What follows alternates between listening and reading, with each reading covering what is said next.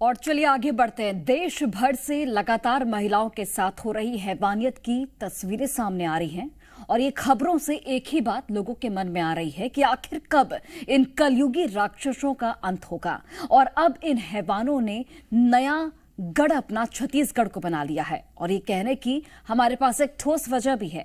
एक के बाद एक प्रदेश में महिलाओं के साथ दुष्कर्म के मामले सामने आ रहे हैं जो प्रदेश की कानून व्यवस्था पर सवाल खड़े कर रहे हैं। रिपोर्ट दिखाते हैं आपको।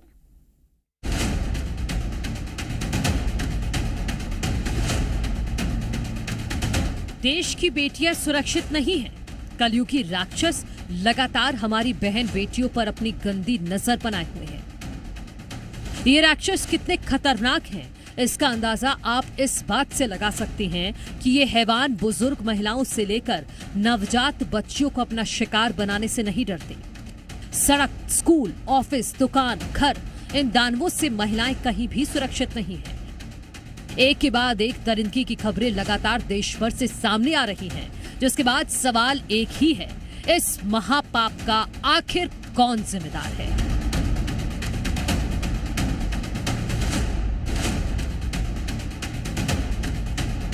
छत्तीसगढ़ भी इन दिनों अपराध का गढ़ बनता जा रहा है और यहाँ से हर दिन महिला अपराध की खबरें सामने आ रही हैं। राजधानी रायपुर से भी एक ऐसा ही मामला सामने आया जिसने सभी को झकझोर कर रख दिया, जहाँ एक बुजुर्ग महिला के साथ दरिंदगी की वारदात को अंजाम दिया गया। मामला टिकरापारा थाना क्षेत्र का है। छत्तीसगढ़ की राजधानी रायपुर में एक बार फिर से शर्मसार करने वाली खबर निकल के सामने आ रही है और ऐसी घटना निकल के सामने आ रही है जिसे देखकर और सुनकर आप भी हैरान रह जाएंगे। वो इसलिए मैं कह रहा हूं चूंकि राजधानी रायपुर में 50 वर्ष से अधिक एक बुजुर्ग महिला के साथ दुष्कर्म की खबर निकल के सामने आ रही है। ये बस बताया जा रहा है जिसमें दुष्कर्म की घटना को बदमाशों ने अंजाम दिया है और इस बस के अंदर ही, चूंकि देख सकते हैं दरवाजा अभी भी खुला हुआ है, पानी की बोतलें दिखाई दे रही है और इसी बस के अंदर में बदमाशों द्वारा एक बुजुर्ग महिला के साथ रेप की घिनौनी वारदात को अंजाम दिया गया है। बताया यह जा रहा है कि बुजुर्ग महिला को कोल्ड ड्रिंक में नशीली पदार्थ मिलाकर के कहीं ना कहीं पहले तो उसे पिलाया है, उसके बाद फिर इस जघन्य दुष्कर्म जैसी घटना को अंजाम दिया गया है। मैं बता दूं कि राजधानी ही नहीं बल्कि प्रदेश में लगातार दुष्कर्म की घटनाएं इस वक्त निकल के सामने आ रही है। लगातार इस तरह की जो घटनाएं निकल के सामने आ रही है, ऐसे में सवाल भी उठ रहे हैं कि आखिरकार बेटियां कब सुरक्षित रहेगी। एक तरफ गैंगरेप की बात कही जा रही है तो दूसरी तरफ अब इस मामले में पुलिस का बयान सामने आया है, जिसमें पुलिस का कहना है कि पीड़ित महिला ने केवल एक आरोपी का ही नाम लिया है जिसे गिरफ्तार कर लिया गया है। महिला के द्वारा थाना टिकरापारा में आकर शिकायत किया गया कि उसके साथ बलात्कार की घटना हुई है, जिस पर से तुरंत थाना टिकरापारा ने एक्शन लेते हुए आरोपी को गिरफ्तार कर लिया है। फिलहाल FIR दर्ज कर लिया गया और विवेचना की जा रही है। क्या महिला मूलतः महासमुंद की रहने वाली है। वो कुछ दिनों से आकर बस स्टैंड में रह रही थी और बस स्टैंड में रहने के दौरान एक व्यक्ति ने उसको जो नशीली पदार्थ मिलाकर उसके ड्रिंक में मिलाकर उसने रेप करने की घटना प्रथम दृष्टया हम लोग सामने आई है और उसकी फिलहाल विवेचना जारी है।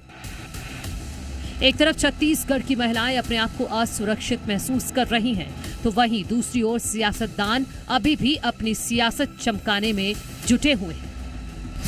देखिए, जहां तक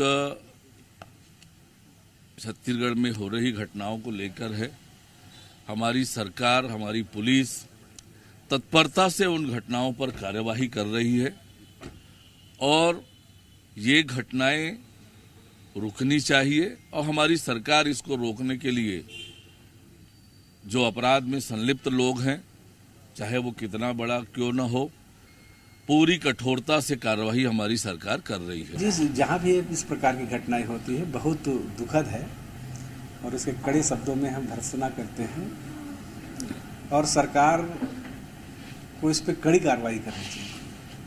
केवल राजनीति नहीं करना चाहिए।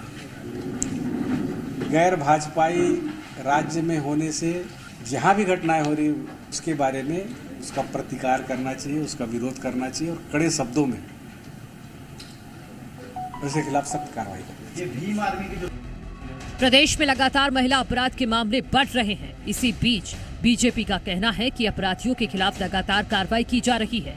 ऐसे में सवाल ये है कि फिर क्यों प्रदेश में ये अपराधी बेखौफ अपराध को अंजाम दे रहे हैं।